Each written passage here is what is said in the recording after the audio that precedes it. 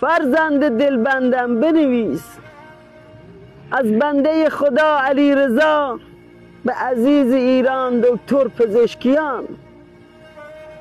خداوند سبحان همیشه هر جور که دوست داشت ما را با مسائل گوناگون امتحان فرمود.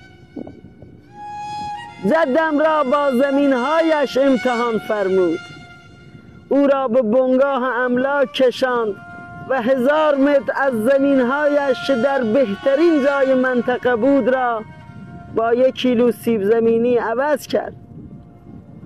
یکی دیگر از فامیل های من را با گوسفندانش امتحان فرمود، او را به صفای گوسفندان کشاند و 1000 تا از گوسفندانش را با 1 حلب روغن، 1 حلب خرما و 1 گونی آرد عوض کرد.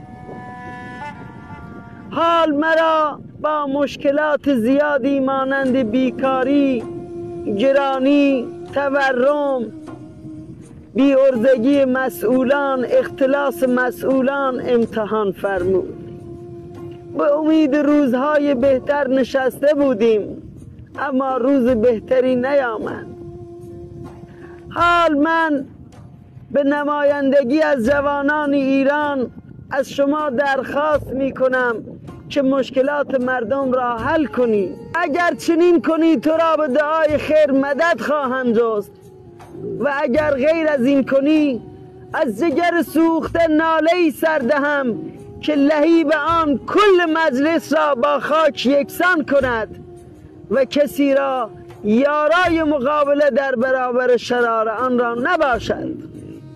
بنده خدا علی رضا. نوشتی